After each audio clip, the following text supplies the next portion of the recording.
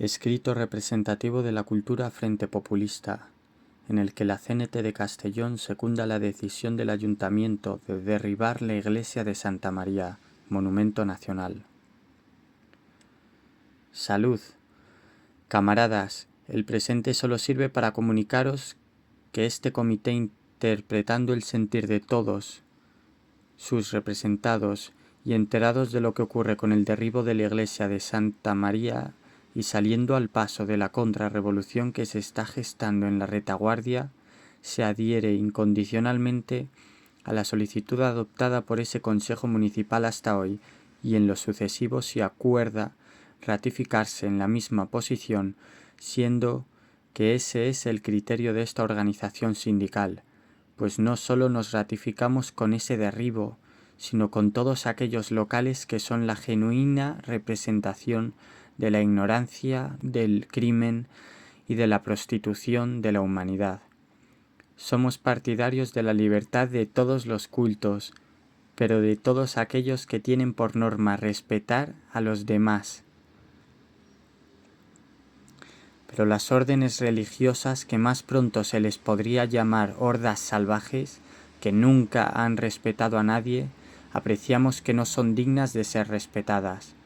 Y sin nada más por hoy, esperando sabréis interpretar el elevado fondo espiritual de este comunicado, quedan vuestros incondicionalmente de la causa antifascista.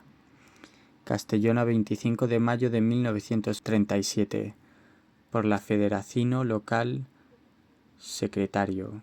Los que se van a instalar en el valle con su propaganda son los herederos de estos, y no es mentira, es la más pura y patente verdad. Solo van avanzando poco a poco, adquiriendo más poder cada vez, más poder de hacer el mal.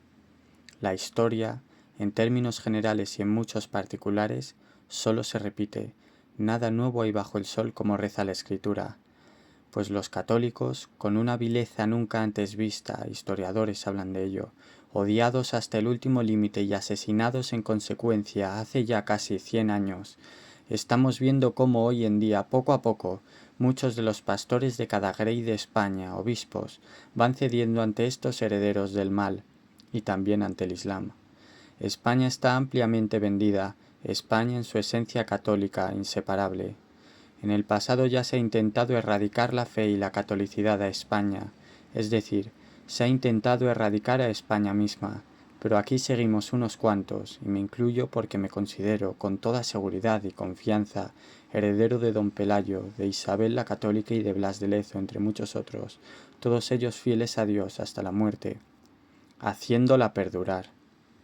Aun así, pocas veces en su historia ha estado tan comprometida España como ahora. En 711 no había rojos, comunistas o anarquistas, pero sí musulmanes, y también obispos traidores como Opas. En 1808 ya había una mezcla de odiadores de España y de Dios, pero apenas musulmanes. En 1931 a 1939 no había musulmanes, pero sí rojos, comunistas o anarquistas. Hoy día hay rojos, comunistas y anarquistas y masones sembrados en la sociedad y sobre todo en las altas esferas, y también hay musulmanes, y cada vez más, que van imponiendo su religión lentamente.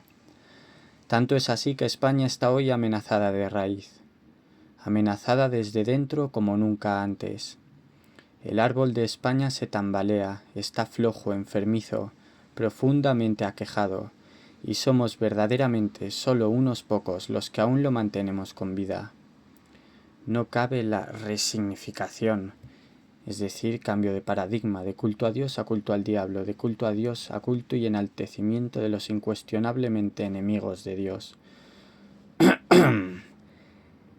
No cabe la resignación, sino la fe y la esperanza de Dios, pero también la fe y la esperanza de combatir al mal tan extendido aquí en la tierra con éxito, como se ha hecho en el pasado, y sin dejar de ser nosotros pecadores, es decir, actores del mal aunque no queramos, porque lo somos, pero siempre buscando el bien en sí y defendiendo y promoviendo el reino de Dios en la tierra.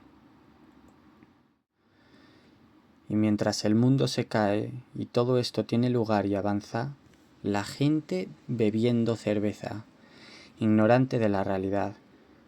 conducta reprobable y penosa, pero que según pienso de manera generalista es función y fruto de la magna ingeniería espiritual psicosocial llevada a cabo desde hace más de 2 siglos. Y un final. La gente no sabe que en España la Iglesia ha sido más perseguida que en cualquier otro lugar en el mundo, y con poderosas creces. Ni tanto ni con tanta vileza se ha perseguido a la Iglesia en todo el mundo y en toda su historia como en España. Y no es en vano. Todo ataque a Dios, y cuanto mayor el ataque más aún, responde a una fidelidad al Altísimo. Quien no le tiene fidelidad raramente va a sufrir por los que lo odian. De explicación sencilla porque toma parte con ellos, los enemigos de Dios, de cómplice y atrevido u osado, o de cómplice y cobarde, pero cómplice igualmente, sin su silencio o con él. O bien toma parte con ellos estando engañado y con un lavado de cerebro, identidad y personalidad. Pero bueno, y sabiendo perfectamente que yo puedo ser mártir en el futuro cercano o lejano, pero sin tener miedo o temor a ello, sino viviendo siempre confiante en Dios, toda esta persecución repetitiva y creciente a día de hoy, desde que dejó de haber paulatinamente libertad religiosa, hablando especialmente en España al morir Franco, está bien porque sirve para azuzar y despejar las almas de los que quieren el bien y moverlas a reforzar su compromiso con él, alentándoles a vivir y predicar sin temor la fe con el ejemplo de vida entregada a Dios y a los demás, y con la palabra. Asterisco del Islam. El problema con el Islam y los musulmanes no son todas las personas musulmanas per se, que viven esclavas de una visión sesgada de la vida y del mundo por ignorancia y o temor, por haber nacido en un ámbito musulmán, sino que es su religión, errónea desde el principio. Mahoma fue, por ejemplo, enseñado para pervertir a las gentes por un monje cristiano arriano, hereje, que entiendo que conocía la verdad, pero se acogió con gusto al mal y se puso a realizarlo. Como tantos otros ejemplos en la historia de perversos traidores, conocedores de la verdad, que usan ese conocimiento y comprensión para atacarla, como Antonio Pérez. Errónea desde el principio, siempre impuesta, y los jefes que la controlan y tienen dominado al pueblo musulmán, impidiéndoles ser libres, dejando atrás tantas ataduras terrenas, como la opresión y control o dominio particular de la mujer, o la sinrazón de no comer cerdo o beber alcohol, entre otras muchas imposiciones y esclavitudes.